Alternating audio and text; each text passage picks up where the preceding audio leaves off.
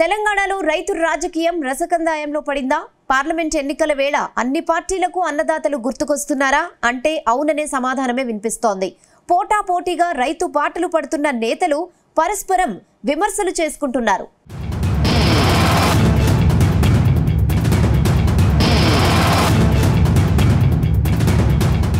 తెలంగాణలో పాలిటిక్స్ రైతుల చుట్టూ తిరుగుతున్నాయి. ఒకవైపు లోక్సభ ఎన్నికల హడావిడి కొనసాగుతుండగా రాష్ట్రంలో కరువు పరిస్థితులు కలవరపెడుతున్నాయి.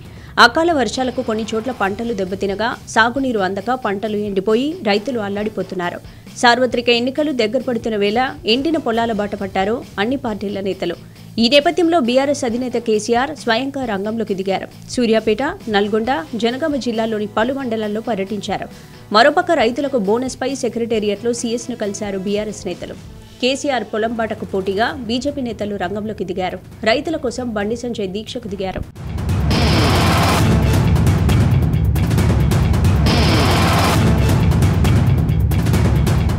విపక్షాల తీరుపై అధికార కాంగ్రెస్ గట్టిగా కౌంటర్ ఇచ్చింది. కేసీఆర్ పొలం బాట పట్టడం చాలా సంతోషమన్నారు సీఎం రేవంత్. 10 ఏళ్ల పాలన తర్వాత కేసీఆర్కి ఇప్పుడు రైతులు గుర్తుకొచ్చారని సెటైర్లు వేశారు.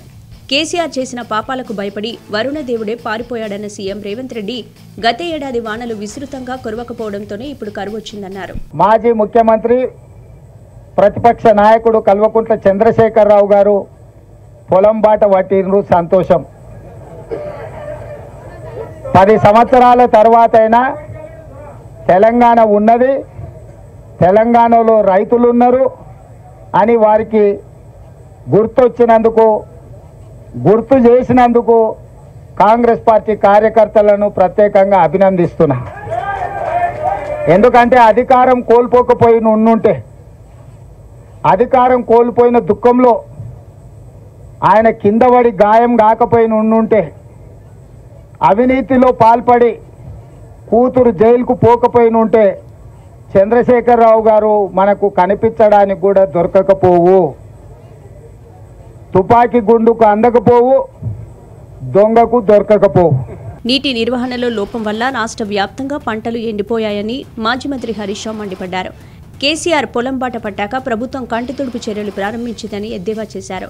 ఇది కాలం తెచ్చిన కరువు కాదు, కాంగ్రెస్ తెచ్చిన కరువు అని హరీష్ రావు విమర్శించారు. ఎండిపోయిన పంటలకు 25,000 నష్టపరిహారం ఇవ్వాలని డిమాండ్ చేశారు. రాష్ట్ర వ్యాప్తంగా లక్షలాది ఎకరాల్లో పంట ఎండిపోయి రైతులందరూ కూడా తీవ్రమైనటువంటి ఆందోళనలో ఉన్నారు. కరువును నివారించే ప్రయత్నాలు చేయకుండా కరువును పెంచి రాష్ట్రాన్ని అపాయంలోకి, రైతాంగాన్ని అపాయంలోకి నెట్టేటువంటి ప్రయత్నం చేస్తూ ఉంది.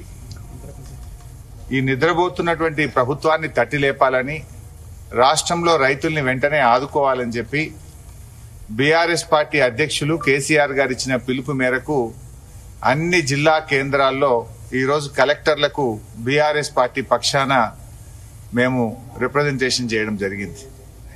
ముఖ్యంగా ఈ రాష్ట్ర ప్రభుత్వ తీరు ఎట్లా ఉందంటే, దొంగలు పడ్డాక 6 నెలల కుక్కలు మొరిగినట్టు ఇవాళ కేసీఆర్ గారు పొలం బాట పట్టిన తర్వాత కంటి తుడుపు చర్యలు ప్రారంభించారు. పార్లమెంటు ఎన్నికల తర్వాత సీఎం రేవంత్ రెడ్డి బీజేపీలోకి వెళ్లడం పక్కా అన్నారు మాజీ మంత్రి కేటీఆర్.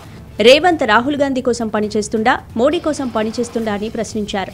రేవంత్ కు దమ్ముంటే ఎన్నికల హామీలు నెరవేర్చాలన్నారు. రైతు రుణమాఫీ అయినా వారు కాంగ్రెస్ కు ఓటు వేయాలన్న కేటీఆర్ మిగతా వాళ్లంతా బీఆర్ఎస్ కు ఓటు వేయాలన్నారు.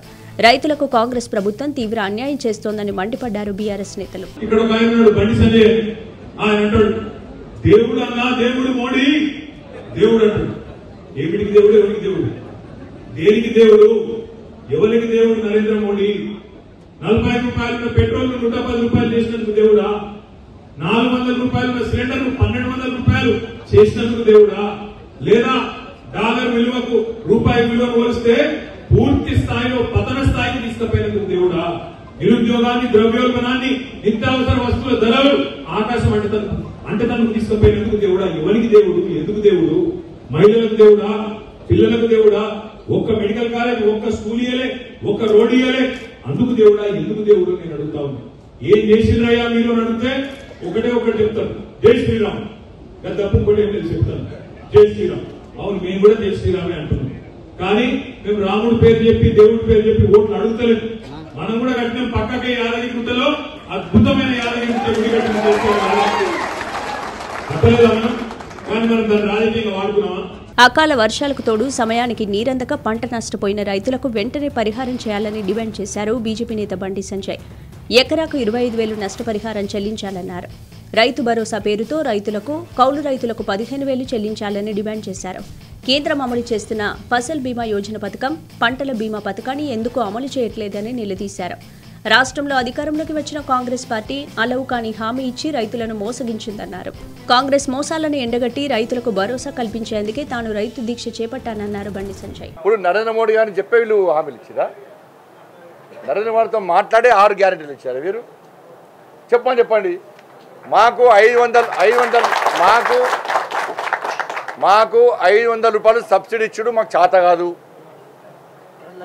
15,000 రూపాయలు రైతు భరోసా ఇచ్చుడు మాత్రం కానే కాదు. 2 లక్షల రుణమాఫీ మాకు కానే కాదు.